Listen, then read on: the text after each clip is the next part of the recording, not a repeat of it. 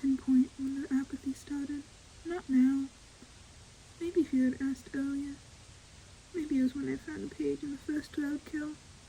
Or maybe it started at the very first page. Maybe I've always been this way. But that doesn't matter. Not anymore. Everything has an end, so why shouldn't it?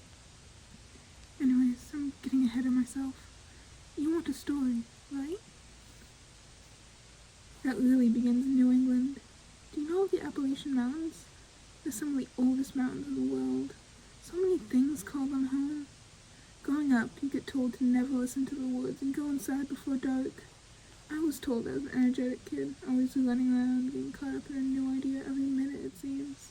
A new fixation every week. My parents encouraged it while I was growing up, and while I was a teen, thought it would do me some good. I think that curiosity is what first drew me to it. I think it scared me. I found the first page when I was in the woods, exploring. It was getting late and getting dark. I almost missed it with how it was tucked into the mushrooms. It blended in very well, but I think it wanted to be found. It's the kind of a book that wants to be shared. I did end up breaking some of the mushrooms to get out, but they didn't mind. Mushrooms are truly an interesting creation that exists as an excellent form of life, you know? Neither plant or animal, but something different that needs the dead to survive. It just seems to keep on existing, no matter what happens to it, never reaching that end we all know comes. They play their part in the greatest cycle of them all, but no matter what, they have to reach their own end. All things end. Sorry, got a bit off track. More important, that's not the story you want to hear. The paper is torn on one side, as if someone had ripped it out of a book. It's clearly handed in like a journal of some kind. The plants had eaten out all the words, but I took it a good idea of what it wanted. It spoke for life.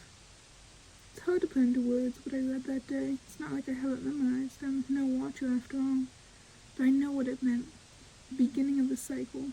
While the end that comes for all is the most important, it cannot change how much the beginning impacts all else. And I think it was too much for little old me. I was too naive to fully grasp the scale that seemed to fit that small page. And no matter what, I knew that I could not get rid of the page. I remember bringing it home and tucking it carefully into an unused school folder in my room. I don't know why, but I spent that night with all the lights on. I kept finding more pages after that.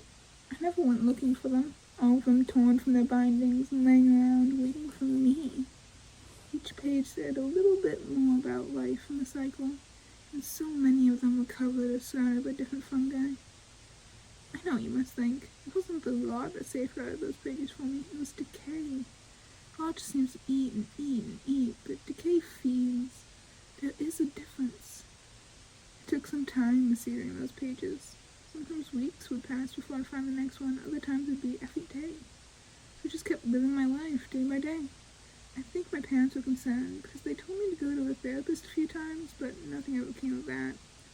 I began to want to learn more about how our world grew and lived, signed up for a lot of science and biology classes. I was at my college when I found the last page. The rate I was finding them at had slowed down, and I began to think I wouldn't find any more. I was thinking of deciding to major in ecology, finding it much more interesting than just human biology. At that point, I was keeping the folder, which upgraded into a binder, in a locked desk in my dorm room. I was out for a late-night walk, going off campus to wander. Something had started as a way to clear my head. I saw it out of the corner of my eye, gently tucked under a dead crow on the side of the road. The bird was on its back, wings splayed over the grass, half covering page 74. No scavenger had come for that bird, just fungi bursting through its breast. It had just reached its end and fallen out of the sky. I sat down right there, under a tree with the last light of the day already fading, tracing my fingers over those soft feathers, lifted the wing to get to the page. That was my first time touching an animal that didn't breathe anymore. But that didn't matter, as long as I could finally understand the end. I wish I could make you understand what I do now, how that book of life became a book of death, of endings, of all things, how connected our world is in a great cycle. I don't know how long I sat there, just staring at the page. I think I sat there the whole night, because it was light when the jogger called out a good morning to me. I just watched him go. Do you know that saying? things will look different in the light. The world was different in my eyes after that night. People were different. I could see how the cycle grew around them. I could see how their personal cycle would end. A sixth sense, some might call it, making me all the more aware of the point where all cycles eventually end. The crow's cycle had ended, and so would play its part in other cycles. I thought about taking the bird back home to my small studio apartment, but it had already begun to decay. It had its part to play, and I did not want it in my home. I did end up taking some feathers, though. I think it warned me to. I wish you could see the world the way I do. It's truly beautiful. See all those endings passing by. You know, I was thinking of rebinding those pages together. It'd certainly be a lot easier to help you understand if it was a book instead. Something coming for you soon. Something strange about your cycle. I don't think it's ending, but I can't tell what it's supposed to mean. Would you like a feather? I think it would go great with your hair.